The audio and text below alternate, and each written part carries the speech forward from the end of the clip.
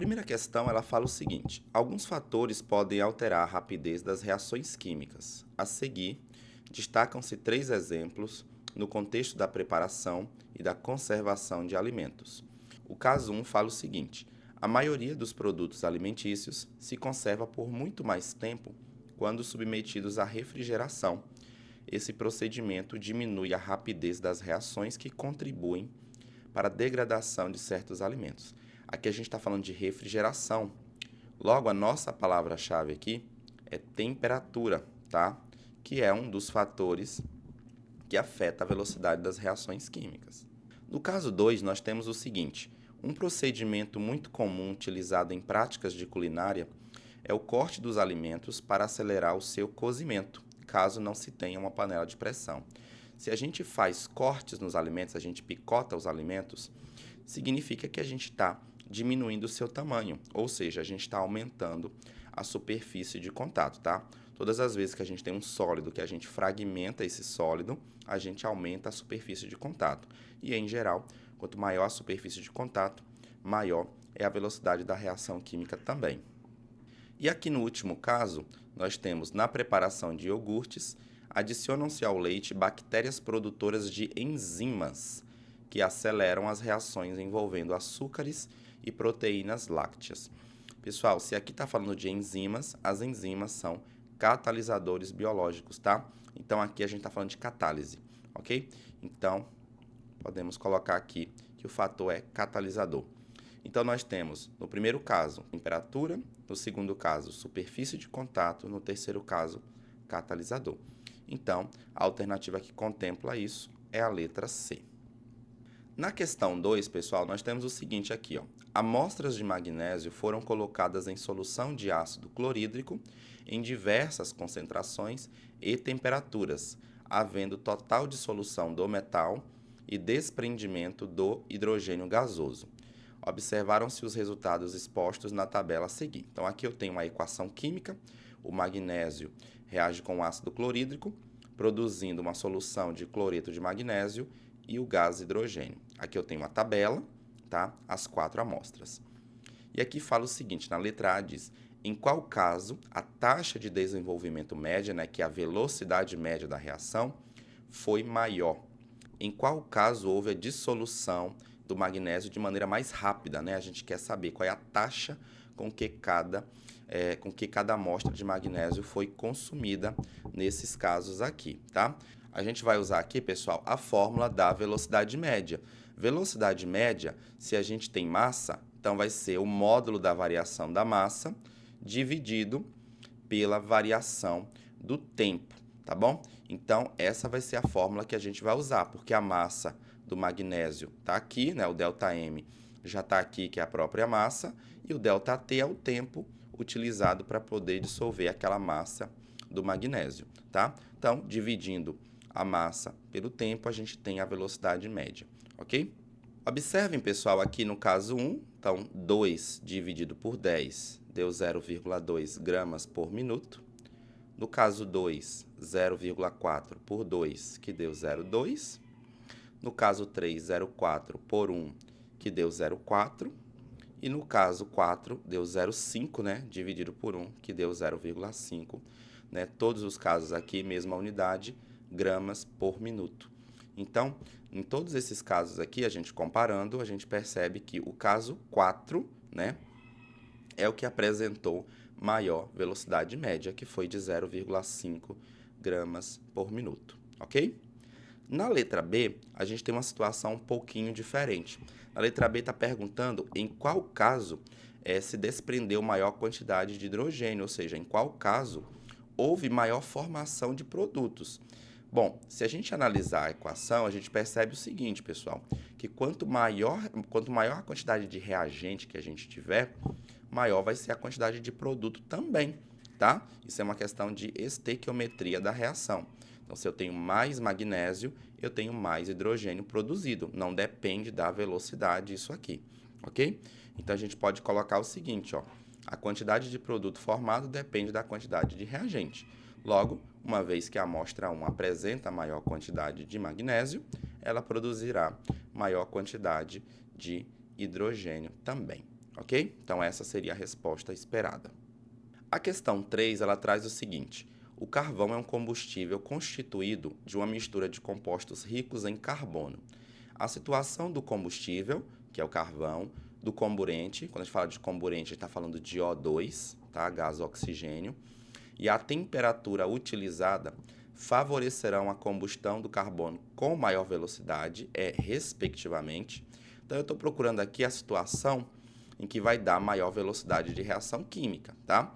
De um modo geral, quanto maior a temperatura, maior a velocidade da reação química, tá? Existem casos de exceção, como é o caso de enzimas, que elas podem se desnaturar se a temperatura for muito elevada, tá? Mas não é o caso aqui. De um modo geral, quanto maior a concentração dos reagentes, também vai ter maior velocidade da reação. E se tiver maior superfície de contato, no caso de substâncias sólidas, também vai dar maior velocidade da reação. Então, pessoal, comparando aqui, ó, carvão em pedaços e carvão pulverizado, naturalmente, carvão pulverizado, né, na forma de pó, ele tem maior superfície de contato do que carvão em pedaços, tá? Então, eu já descarto aqui, ó, letra A, descarto a letra C e descarto a letra E, tá? Então, só me restam as letras B e D.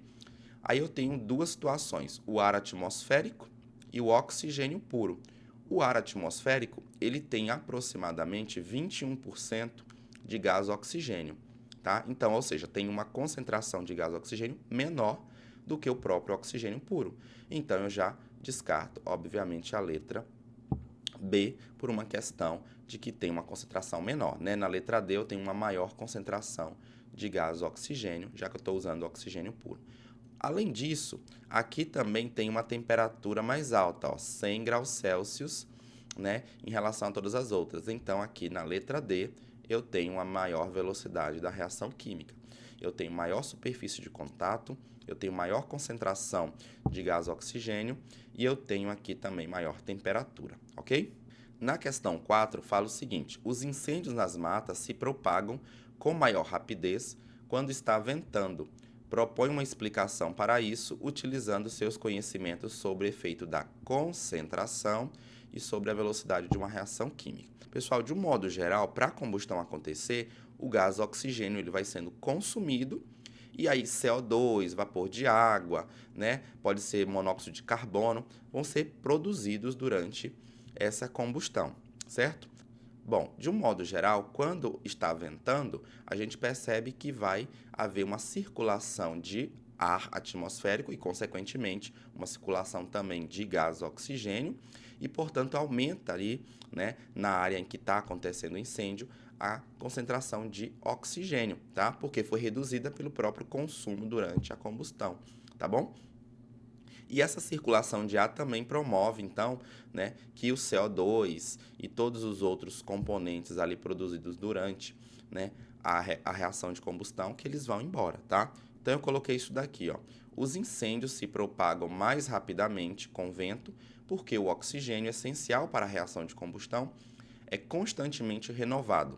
O vento aumenta a circulação de ar, elevando a concentração de O2 nos locais onde o fogo está se espalhando. Segundo a cinética química, quanto maior a concentração de um reagente, maior a velocidade da reação. Além disso, o vento ajuda a remover os produtos da combustão, como o gás carbônico, que poderiam dificultar a continuidade da reação. Okay? Então, essa seria a resposta esperada, um padrão de resposta esperado. Nessa questão 5, pessoal, a gente precisa fazer a análise do gráfico. Ela diz o seguinte: observe o gráfico e assinale a alternativa correta. Aqui eu tenho um gráfico em que eu tenho uma reação química de X mais Y dando Z, e eu tenho, né, o caminho de reação, né, ou seja, de X mais Y para Z, e eu tenho a energia em quilocaloria. A gente pode observar aqui algumas coisas. Esse ponto aqui, ó, esse pico na minha curva, ele é o complexo ativado, tá? Então, o complexo ativado, ele é aquela substância intermediária, aquela estrutura intermediária entre reagentes e produtos, tá? Então, para os reagentes se transformar em produtos, passa por uma estrutura intermediária que tem uma elevada energia. A gente chama essa estrutura intermediária de estado de transição ou complexo ativado. A diferença de energia entre o complexo ativado e os reagentes é o que a gente chama de energia de ativação. Então, nesse caso aqui, a energia de ativação é 42 menos 10. Então, eu tenho 32 quilocalorias, tá? Então, 32 quilocalorias é a energia de ativação para essa reação química. Além disso, eu também posso calcular aqui qual é o ΔH dessa reação. O ΔH sempre a gente vai calcular como sendo o final, o estado final, menos o estado inicial, ou produtos menos os reagentes. Então, aqui eu tenho Z como sendo produtos e X mais Y, os reagentes. Então, aqui nós temos que esse pedaço aqui é o meu ΔH, tá? Então, o meu ΔH aqui, ele vale 30, que é o valor do Z, menos 10. Então, eu tenho mais 20 quilocalorias, ok? Então, mais 20 quilocalorias é o ΔH da reação. Então, a gente pode aqui avaliar as alternativas. A letra A diz que 42 quilocalorias é a energia liberada na reação de Z do produto virando reagente, né? Z se transformando em X mais Y.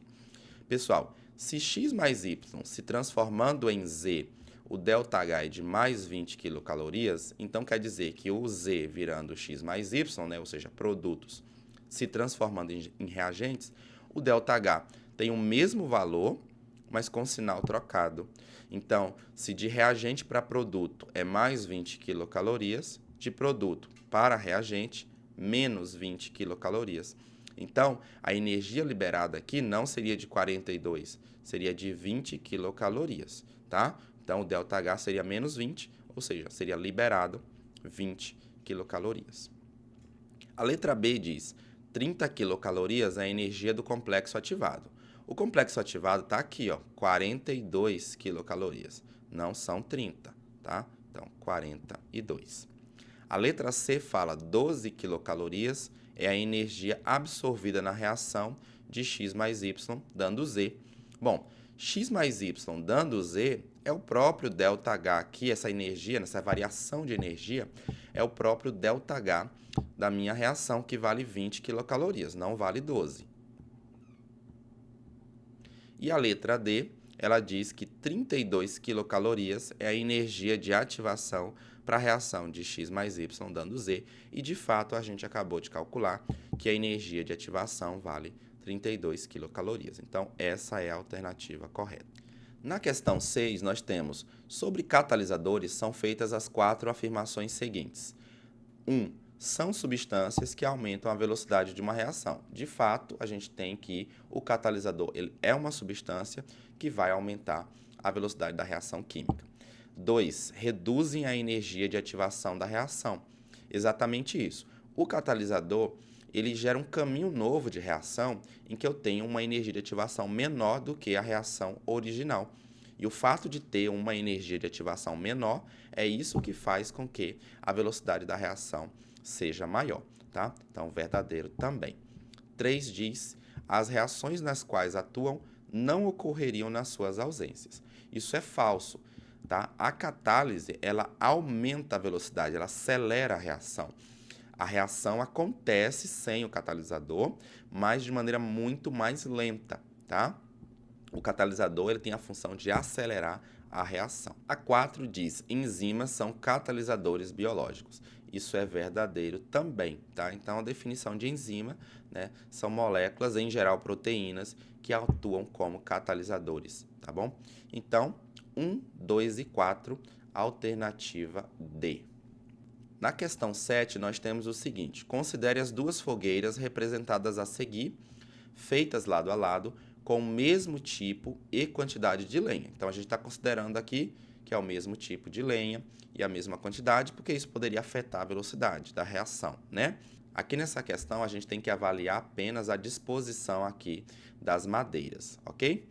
Então, aqui pergunta, a rapidez da combustão da lenha será, onde que será maior, né? A letra A diz que é maior na fogueira 1, pois a superfície de contato com A é maior. É o contrário, aqui, ó, as madeiras estão muito juntas, não permite a penetração do ar atmosférico, né, e obviamente do oxigênio, no meio das madeiras, o que no caso 2 é possível. Então, aqui nesse caso 2, a gente tem naturalmente que a velocidade da reação ela é maior. Aqui eu tenho uma superfície de contato muito maior e, portanto, uma velocidade da reação muito maior, tá? Então, a gente já vai logo para a alternativa correta, que tem isso aqui, é a alternativa E, maior na fogueira 2, pois a superfície de contato com A é maior. Essa questão 8 ela é semelhante à questão 5. Eu tenho um gráfico e eu preciso avaliar, então, a energia de ativação, avaliar a entalpia da reação, tá? Então, aqui fala, considere o diagrama abaixo para a seguinte reação, Br mais H2, dando HBr mais H, tá? Então, aqui eu tenho os meus reagentes e aqui eu tenho os meus produtos. E aqui eu tenho a energia potencial, né, no eixo Y, caminho de reação no eixo X. Então, observe, aqui eu tenho o meu estado de transição ao complexo ativado. Então, a diferença de energia entre esse complexo ativado e os meus reagentes me dá a energia de ativação. Então, a minha energia de ativação aqui vale 28 menos 0. Então, 28 quilocalorias. Ok? Então, esse é o valor da energia de ativação. E no caso da entalpia, né, a variação da entalpia da reação, né, ou ΔH da reação, valor aqui da energia dos produtos menos o valor dos reagentes. Então, produtos 25, reagente 0. Então, 25 menos 0, 25 mais 25 quilocalorias é o valor do ΔH dessa reação química. Ok, pessoal? Então, a nossa alternativa aqui pergunta a entalpia da reação, que é o ΔH da reação, e a energia de ativação representadas são, respectivamente, 25, que é o ΔH, e 28. Então, a alternativa D. A questão 9 fala o seguinte, em presença de ar e a mesma temperatura, o que queima mais rapidamente? 1 kg de carvão em pó ou 1 kg de carvão em pedaços? Justifique sua resposta. Pessoal, isso daqui a gente resolveu algo semelhante na questão 3, tá? Então, se a gente tem carvão em pó, existe uma maior superfície de contato quando comparado em carvão em pedaços, tá? Então, a resposta é essa. O carvão em pó, né, vai sofrer uma combustão mais rápida, já que ele apresenta maior superfície de contato. Nessa questão 10, nós temos, considere os seguintes diagramas de energia de reação nas mesmas condições de temperatura e pressão, em função deles, indique a alternativa correta. Pessoal, esses dois gráficos, eles são muito semelhantes, tá? Nós temos os mesmos reagentes, né, que são A e B aqui, tá? Os mesmos reagentes A e B. Nós temos os mesmos produtos C e D. Consequentemente, se eles estão na mesma temperatura, na mesma pressão, né, que é isso que está dizendo aqui. Então, obviamente aqui, ó, que o ΔH, né, dá para a gente conferir até pelos gráficos, tem o mesmo valor. O que diferencia aqui é a energia de ativação. Observe aqui que essa energia de ativação, que está indicada aqui nessa setinha, ela é maior no caso do diagrama 1 do que no caso do diagrama 2. Aqui no caso 2 é uma energia de ativação menor. Então, a gente pode concluir, inclusive, que no caso do diagrama 2, como tem uma energia de ativação menor, essa é uma reação mais rápida. Ok?